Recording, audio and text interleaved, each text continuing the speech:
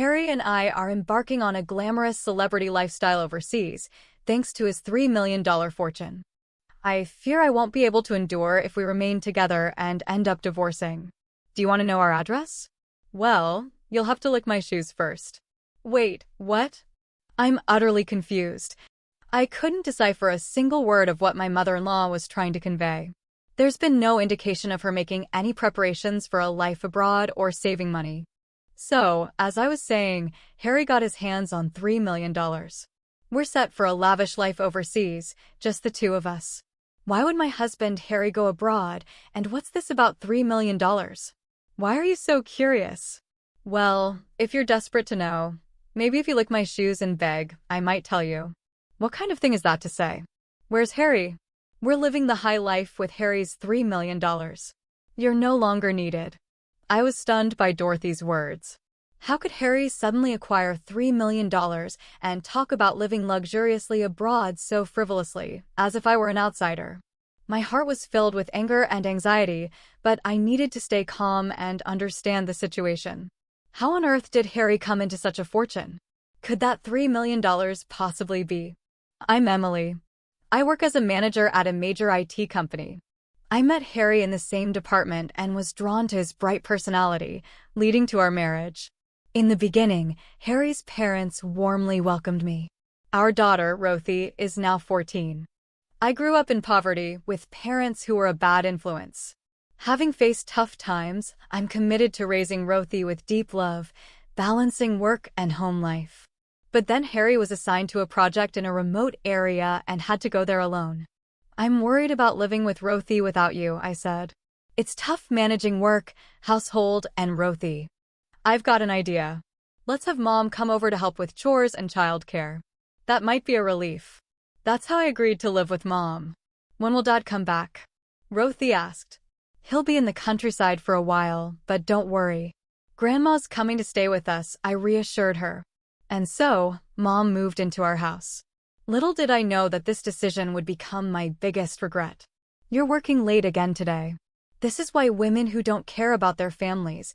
Dorothy's words hit me like a dagger as soon as I returned home from work. I have a job too, and I'm taking care of Rothy, I retorted, but was unconvinced. In my younger days, family was everything.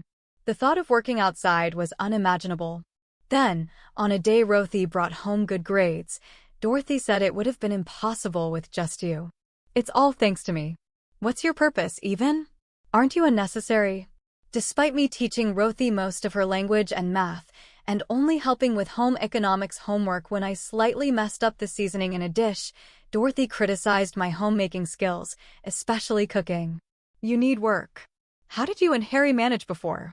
I'm doing my best, and everyone has their own way of managing household chores, I said, feeling frustrated. Make sure you educate her properly. Dorothy even started complaining to Harry. Emily is working too. Try to understand a bit, Harry said, trying to reason with her, but it wasn't enough for me. Living together, my relationship with Dorothy steadily deteriorated. With Harry far away, I felt increasingly isolated.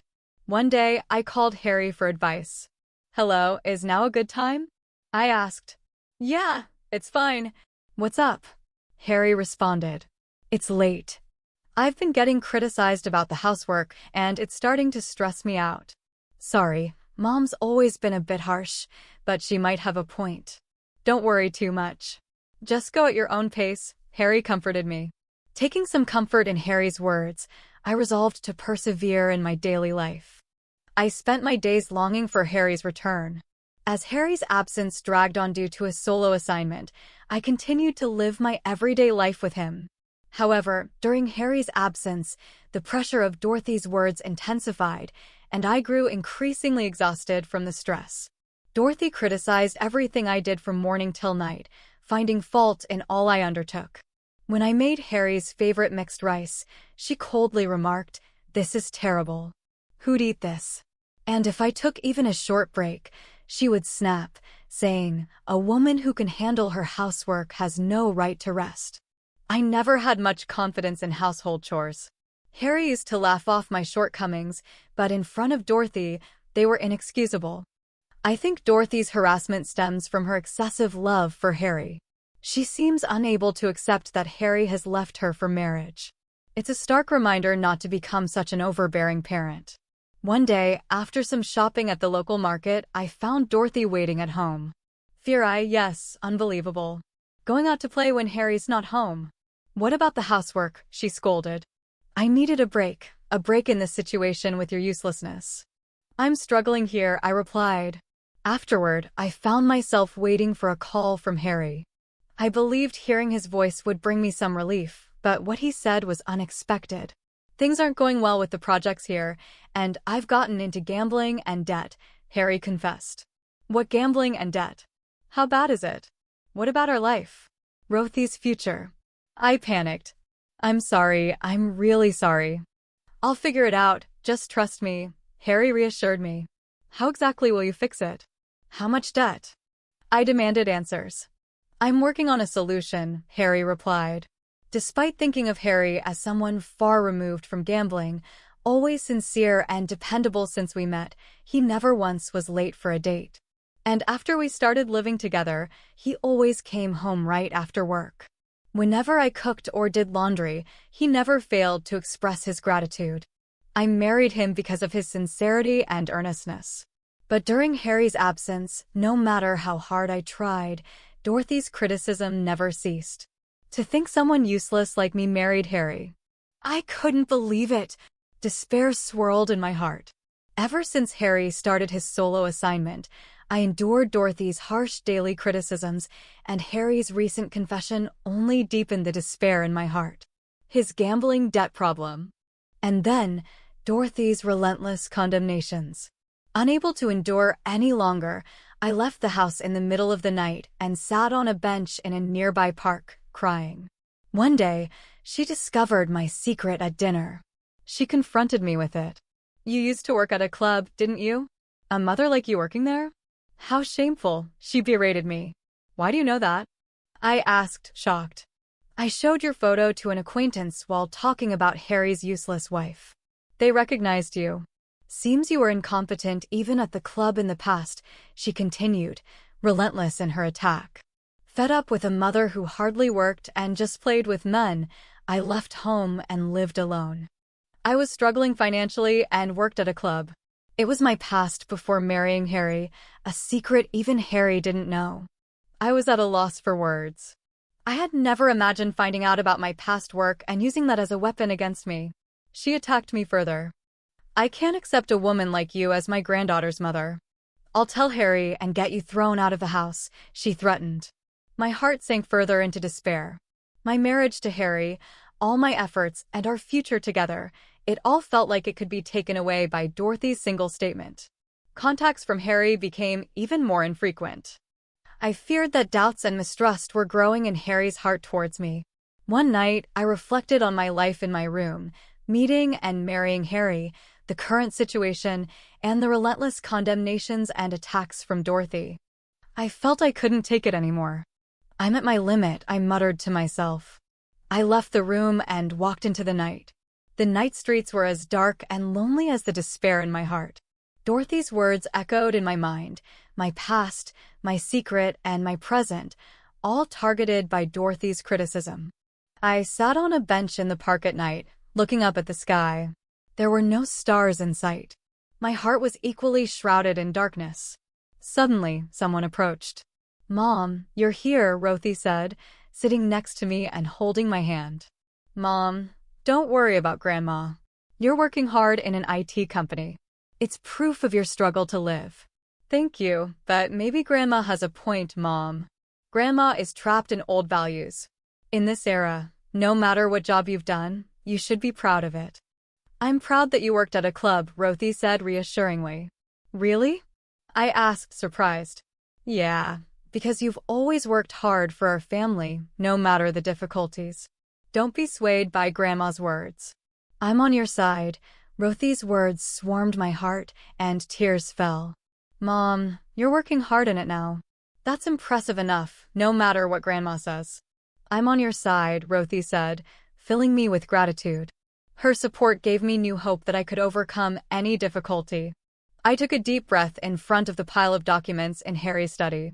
Carefully reviewing each one, I began to unravel Harry's secrets: bank statements, credit card bills, loan contracts. The details of Harry's financial transactions gradually became clear. Why did it come to this? Receipts from gambling venues kept appearing: horse racing, pachinko, casinos. Thinking about how much money Harry had spent on these made my heart ache. Next, I turned on Harry's computer. The password was his birthday reversed. Harry's mailbox was filled with urgent emails from financial institutions and messages from friends demanding repayment. There were also many advertisements from gambling sites. I decided to calculate the total amount Harry had gambled away. The result was a staggering $3 million, far beyond my expectation. Confronted with the sum, I momentarily panicked, but there was no time to despair. I began to plan, securing funds for our living expenses. I calculated the expected amount from selling valuable household items, my savings, plus what I could save from my salary. I continued my investigation: which financial institution Harry borrowed from, and how much, to get details. I contacted banks and obtained credit information in Harry's name. Working tirelessly every day, a few days later, I had a plan. I devised a way to repay Harry's debts and started preparing for a life without relying on leveraging my IT experience. I decided to take on freelance projects. A few days later, I created a portfolio and registered on a freelance job website. Soon after, I received my first client request. This would help with our living expenses. In between work, I reviewed our household budget. I canceled unnecessary subscriptions, cut wasteful spending, and researched budget-friendly recipes.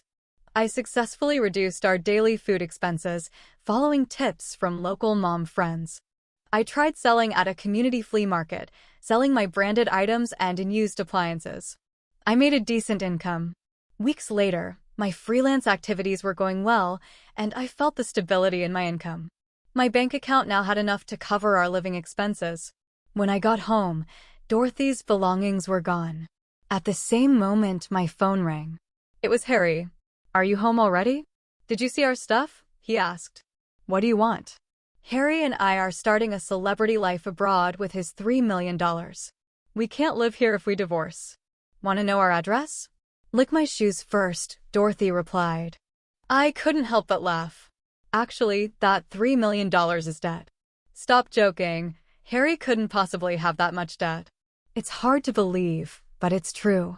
In Harry's study drawer, there are transaction records and contracts from banks and financial institutions, credit card bills, and his PC has urgent emails and messages about gambling. If you don't believe me, check for yourself. That's a lie.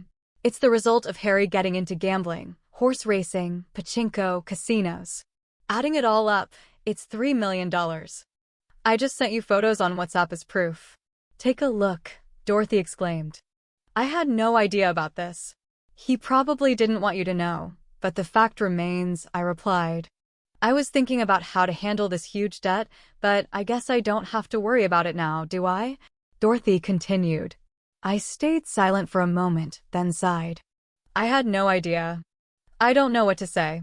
I hung up without saying anything, resolving to start a new life, shocked by Sean and Dorothy's actions, but now I had no choice but to move forward for Rothy and myself. Later, Sean called. I'm sorry, really sorry. His voice was quieter than I'd ever heard, almost crushed. But his voice did not quell my anger. How did it come to this? Because of you, our family is falling apart, I retorted.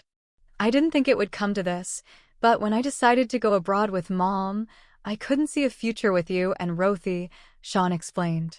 I was dumbfounded by his words. Couldn't see a future? Your carelessness and lack of planning brought our family to this. I know, but it's too late now. I have a promise with Mom, a promise at the cost of Ree's future for your own paradise, Sean confessed. Harry was silent for a while. Did you really love our family? I asked. I did, but now. His voice trailed off, and I heard him crying. Don't hurt us anymore. Rothy and I will live on our own. I'll forget about you, I declared. Sean didn't respond. I could only hear his crying on the other end. I gently hung up. The reason Dorothy mistook assets for debt was a sudden $3 million bill that arrived at home. She mistook the bill for a lottery win, bringing the idea to Sean. Unaware of Dorothy's misunderstanding, Sean thought starting a new life abroad could be an escape for his debt problems, so he accepted the proposal, mistaking a bill for a lottery win. Noticing this, I then started looking for a lawyer, harboring my anger toward Sean. I began preparations for a divorce, claiming compensation and child support. This marked the start of a new life, a life for me and Daisy, independent of Sean. I consulted with a lawyer about the divorce settlement and child support. During this time, Ree and I spent a lot of time together, and she became my strong supporter. She understood my decision and chose to stay with me. Hearing her words, I felt rewarded for the hard times I endured with Sean, and tears welled up. Meanwhile, Harry struggled with their life abroad. They faced continuous problems due to poor preparation and financial issues. After being robbed, they lost their funds and faced further difficulties due to the language barrier. Eventually, they were deported as illegal immigrants. I then had a discussion with Sean through the lawyer. The divorce is finalized. You'll be paying the compensation and child support in one lump sum, right? I asked. Thank you. Now I can finally start a new life, I added. But in one lump sum? Maybe an installment if you couldn't afford it? You shouldn't have agreed in the first place, Sean responded. I insist on a lump sum, I stated firmly. Sean later took on more debt, borrowing from dubious lenders, almost like something out of an urban legend. His whereabouts afterward are uncertain, but that's not my concern. After canceling her rental and being robbed of all her savings, Rothy was forced into homelessness. Upon returning to the United States, Rothy and I started our new life. Life wasn't easy, but freed from Sean, we were able to look forward to the future with optimism. I want to live happily with Rothy, who saved me from rock bottom, working together in cooperation.